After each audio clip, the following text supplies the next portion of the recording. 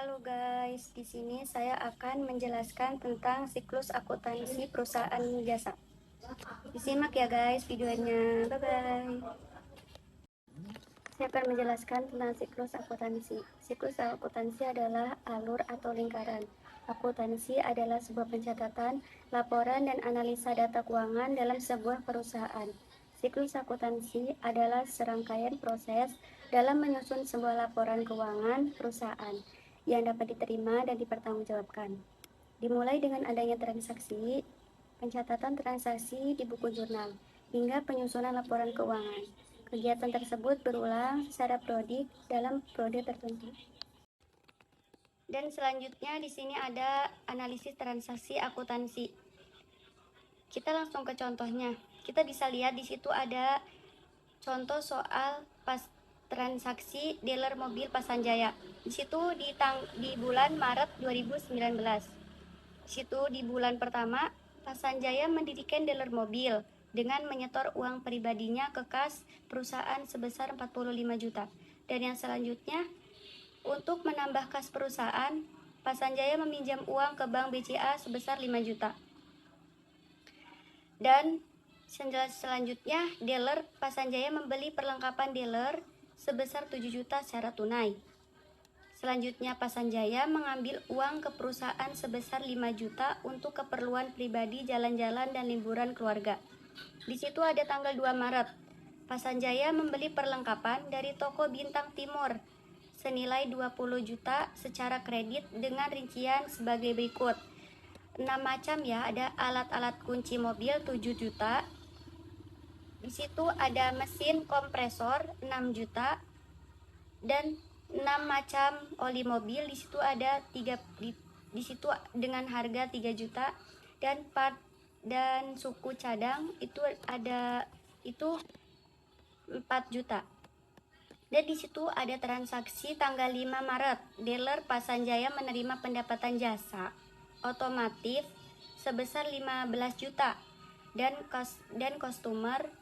Dan di tanggal 7 Maret Pasanjaya membayar sebagian hutang pada toko Bintang Timur sebesar 700.000 untuk pembelian kredit pada 12 Maret yang lalu.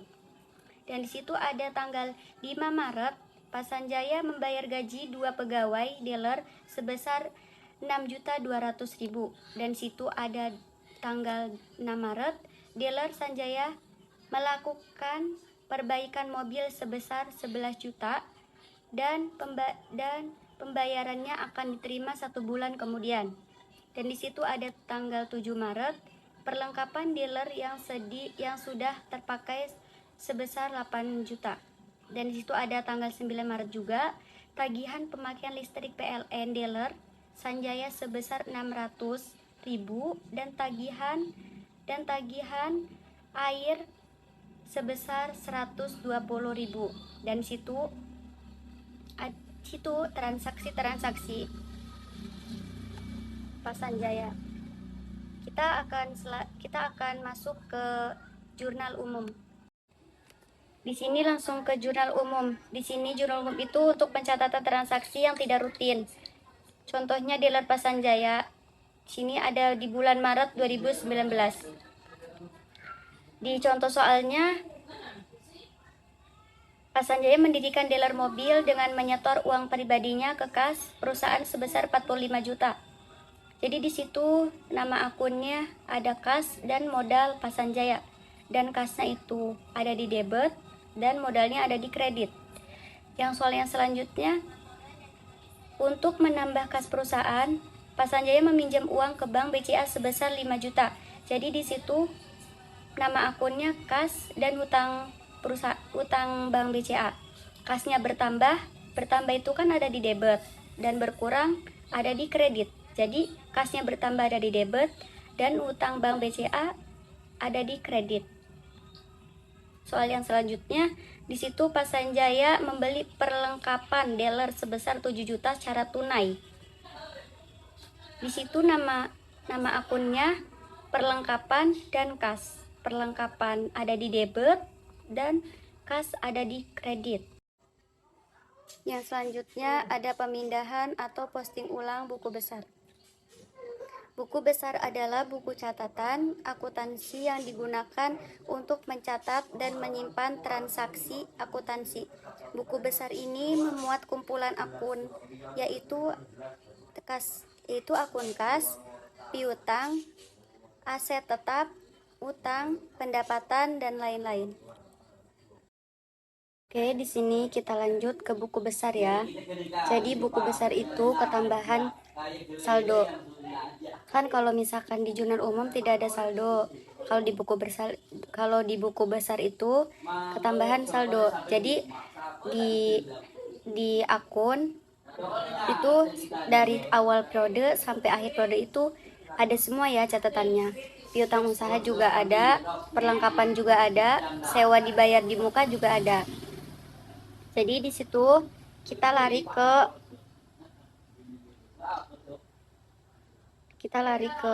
atas ya.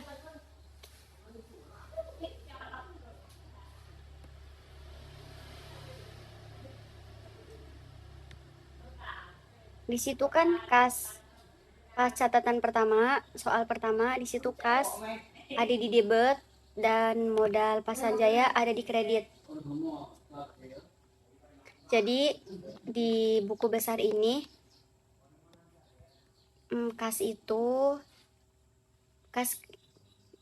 akun kas itu ada modal Pasanjaya, ada hutang Bank BCA, ada perlengkapan, tanggal 9 ada Prive Pasanjaya, 15 ada pendapatan jasa, 17 Maret ada hutang usaha, di situ yang 1 Maret ada modal. Akun kasnya di situ ada modal. Di debit ada 45 juta. Taruh di saldo 45 juta. Dan tanggal 4 Maretnya ada hutang Bank BCA, di situ ada di debit. Terus kan jadi debit ada debit dan debit itu berarti ditambah 45 tambah 25 jadinya 70 juta. Jadinya modal dan hutang Pak Sanjay itu kan ada di debit. Debitnya ditambah. Jadi ditambahnya hasilnya taruh di saldo. Jadinya saldonya 70 juta. Dan di tanggal 6 Maret di situ ada perlengkapan. Perlengkapan itu masuknya ke kredit. Jadi 70 juta dikurang 7 juta sama dengan 63 juta. Dan Prev Sanjaya. Prev itu kan pengambilan uang pribadi. Jadi ada di kredit. Dan 63 juta dari hasil yang di atas dikurang sama Prev Pasanjaya 5 juta. Jadi jumlahnya 58 juta. Taruh di saldo. Dan di situ tanggal 15 Maret ada pendapatan jasa. Di situ pendapatan jasa ada di debit. Jadi jumlah yang sebelumnya itu ditambah sama 15 juta yang sekarang. Jadinya hasilnya 73 juta.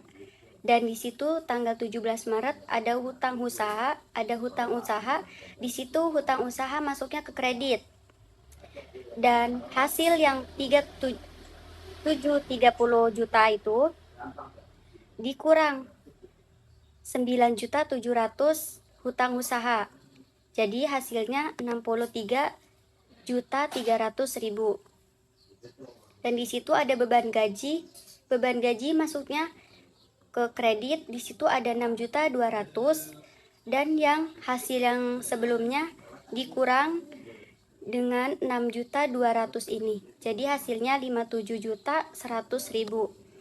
Dan ada beban listrik, di situ beban listrik masuknya ke kredit.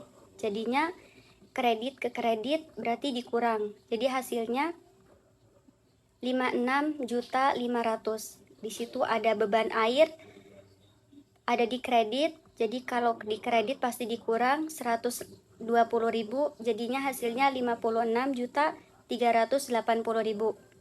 Dan di situ ada sewa dibayar di muka. Di situ sewa dibayar di muka masuknya ke kredit. Jadi hasil yang sebelumnya juga dikurang dengan 15 juta. Hasilnya 41.380.000. Dan di situ ada piutang usaha. Piutang usaha di situ guna pendapatan jasa. keterangannya pendapatan jasa, nama akunnya. Terus di situ masuknya ke debit. Karena masuknya ke debit karena ada satu transaksinya, jadi taruh di saldo 11 juta tetap. Kalau misalkan di selanjutnya ada perlengkapan. Perlengkapan di situ ada kas, hutang usaha, dan beban perlengkapan. Di situ kas ada 7 juta, ada di debit. Taruhlah di debit saldo. Di situ tanggal 12 Maret ada hutang usaha, ada di debit 20 juta. Jadi debit sama dengan debit, hasilnya ditambah. Debit bertemu debit, hasilnya ditambah.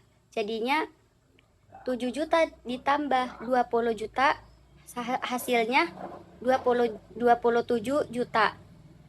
Dan di situ tanggal 27 Maret ada beban perlengkapan. Masih di perlengkapan ya. Di situ masuknya ke kredit. Nominalnya 8 juta.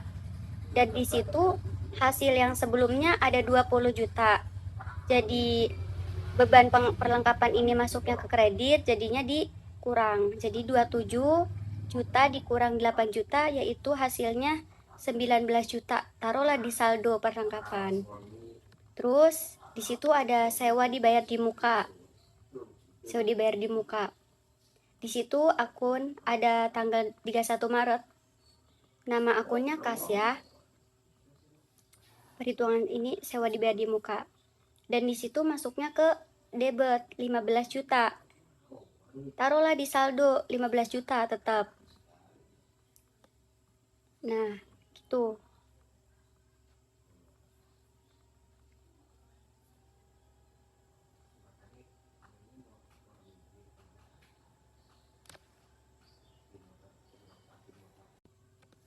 Jadi intinya, buku besar itu adalah kumpulan akun yang menampilkan saldo masing-masing akun. Setiap entry dalam jurnal dipindahkan ke akun berkait di buku besar.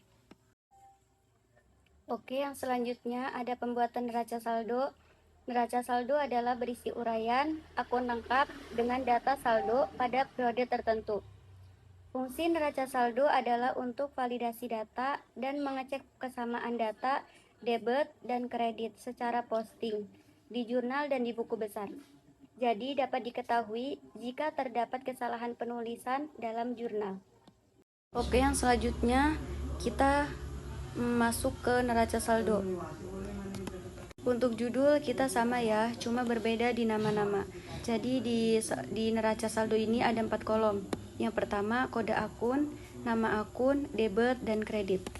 Nah, jadi di kas yang sebelumnya itu masih ada 41 juta 380 ribu di debit, dan piutang usaha masih ada di debit 11 juta, dan di perlengkapan juga masih ada di debit 19 juta, dan di sewa di muka dibayar di muka juga masih ada di debit 7.500.000, dan pendapatan jasa pun masih ada di kredit 26 juta, dan modal Sanjaya itu ada di kredit 45 juta, dan prive Pak Sanjaya itu ada di debit 5 juta, dan utang usaha ada di kredit 10.300.000, dan hutang bank di situ ada 25 juta, dan beban perlengkapan ada 8 juta di debit, dan beban gaji juga ada 6.200.000 di debit,